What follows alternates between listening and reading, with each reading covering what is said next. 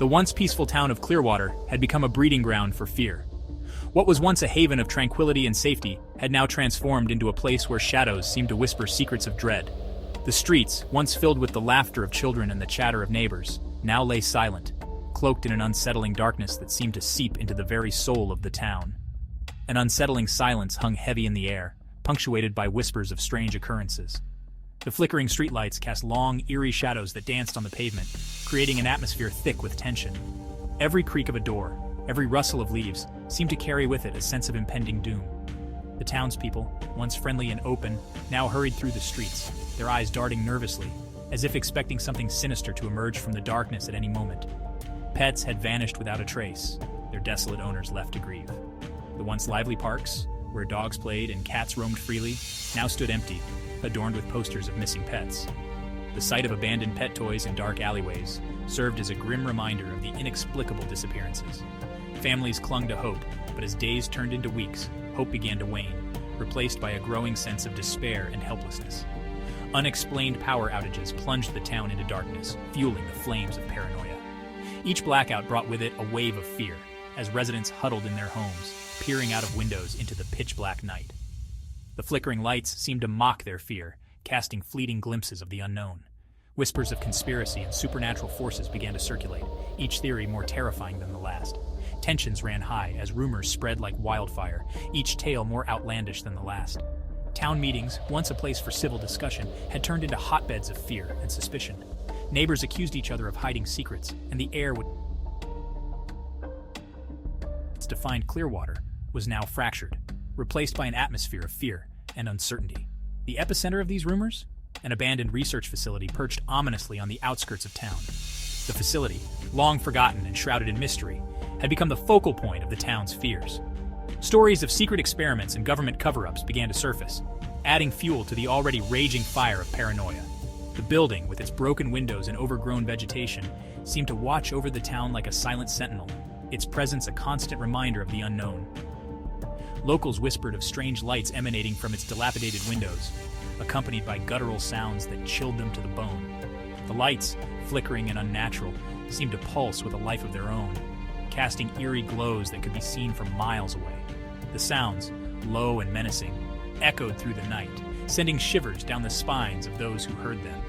It was as if the building itself was alive, a malevolent force that fed on the fear of the townspeople. This was no ordinary place. This was where fear took root. The abandoned facility had become a symbol of everything that was wrong in Clearwater, a place where the line between reality and nightmare blurred. As the town grappled with its fears, one thing became clear. The shadows held secrets, and those secrets were not meant to be uncovered. The whispers in the shadows were growing louder, and the town of Clearwater would never be the same again. Evelyn Carter, a name synonymous with uncovering truth, refused to let fear paralyze her. A journalist with a reputation for her unwavering pursuit of the unknown, Evelyn had a nose for sniffing out hidden truths. Her instincts told her that Clearwater's troubles ran deeper than mere superstition. Armed with my wit, a heavy-duty flashlight, and a voice recorder, I'm ready to confront the darkness that has enveloped Clearwater. My heart pounded with a mixture of fear and determination. I will get to the bottom of this. I have to. As night descended and a fierce storm raged, Evelyn set off towards the abandoned facility. Rain lashed down, blurring her vision and turning the dirt road into a treacherous mudslide.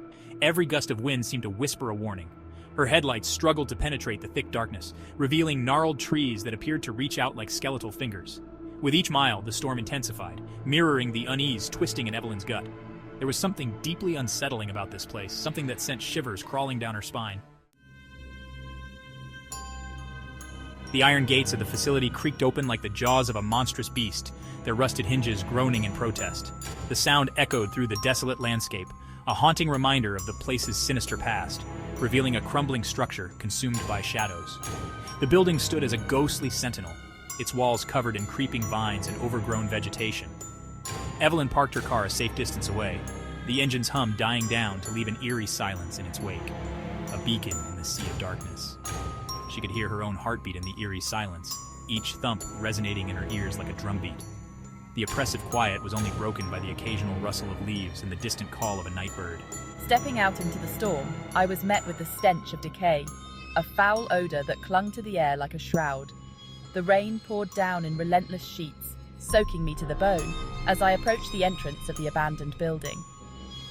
The dark alley seemed to close in around me, the shadows dancing in the flickering light of my flashlight, and the unsettling feeling of being watched. My flashlight cut through the darkness, its beam revealing fleeting glimpses of movement in the corners of my vision. Every creak and groan of the old building sent shivers down my spine, as if the very walls were whispering secrets long forgotten. Illuminating shattered glass, rusted equipment, and papers scattered across the floor. The air was thick with the weight of forgotten secrets, each breath I took heavy with the dust of the past. The lab, once a place of innovation and discovery, now lay in ruins, a testament to the passage of time and the darkness that had overtaken it. As I moved deeper into the building, the sense of unease grew stronger, the shadows seeming to reach out and grasp at me, pulling me further into the heart of the mystery. Evelyn's investigation led her to a dusty archive room. There, amongst the decaying files, she stumbled upon a horrifying discovery. Project Rebirth. The project, shrouded in secrecy, aimed to reanimate the dead. Shivers ran down her spine as she read about the project's gruesome experiments and their horrifying outcomes. The scientists had created something monstrous, something they couldn't control, something that now roamed the halls of this abandoned facility. A guttural growl echoed through the hallway, snapping Evelyn out of her horrified trance. The sound was unlike anything she had ever heard before, a deep, resonant vibration that seemed to come from the very bowels of the earth. It was as if the darkness itself had found a voice that spoke of ancient, forgotten terrors. She froze, her blood turning to ice. Her heart pounded in her chest, each beat a deafening drum that echoed in her ears. She could feel the cold sweat trickling down her spine, her body paralyzed by an overwhelming sense of dread. Every instinct screamed at her to run, but her legs refused to obey. It was a sound that defied all reason, a primal sound that spoke of death and something far worse. It was a sound that seemed to reach into the deepest recesses of her mind, awakening fears she didn't even know she had.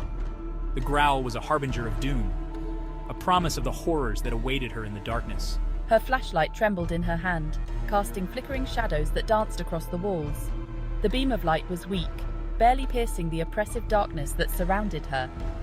Each flicker of the light seemed to reveal new horrors, shapes and figures that vanished as quickly as they appeared.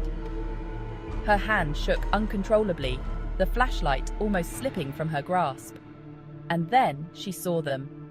Her breath caught in her throat, her eyes widening in terror. The figures emerged slowly, as if the darkness itself was giving birth to them. They moved with a grotesque, unnatural grace, their forms twisted and deformed. She could see the remnants of humanity in their features, but they were now something else entirely.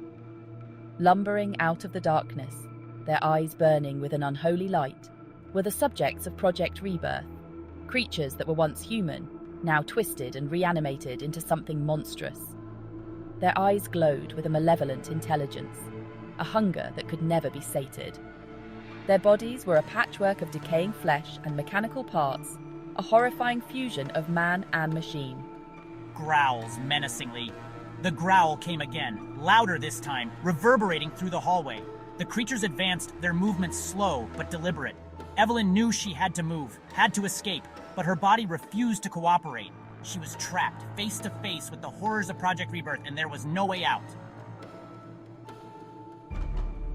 Panic surged through Evelyn's veins. She scrambled back, her foot catching on a loose cable. Stumbling, she fell, dropping her flashlight with a clatter that echoed in the oppressive silence. The creatures advanced, their moans growing louder. She was trapped, her back against a cold, steel wall. Her mind raced, desperately searching for an escape route. There had to be a way out. There had to be a way to stop this nightmare. Evelyn's hand brushed against something cold and metallic. It was a lever, partially hidden in the shadows. Hope surged through her. She recognized it from the project files, the manual override for the facility's security system. If she could just reach it, With a surge of adrenaline, she lunged forward, ignoring the throbbing pain in her ankle. Her fingers closed around the lever, and with all her strength, she pulled it down. A high-pitched alarm pierced the air. The sound of the alarm seemed to momentarily disorient the creatures. They staggered back, shielding their eyes from the flashing red lights that bathed the hallway. It was a temporary reprieve, but it was all Evelyn needed. Scrambling to her feet, she sprinted towards the exit. The creatures, recovering from their momentary confusion, gave chase, their moans echoing behind her. Evelyn burst out of the facility, gasping for air. The storm had subsided, replaced by an eerie calm. Turning back to face her nightmare, she watched as the facility, bathed in the red glow of the alarm system, sealed itself shut. She had escaped with her life, but the encounter had changed her. The horrors she had witnessed were forever seared into her memory. She had stared into the abyss, and the abyss had stared back. Evelyn's harrowing tale sent shockwaves through Clearwater. Her story, met with initial skepticism, was ultimately corroborated by the evidence she presented: photographs, video footage, and the chilling audio recordings of the creature's moans. Her bravery ignited a spark of courage in the hearts of the terrified townspeople. Clearwater was no longer a town paralyzed by fear. They would fortify their defenses, stand their ground, and face the darkness together. They would honor Evelyn's courage by protecting their home. The fight for Clearwater had begun.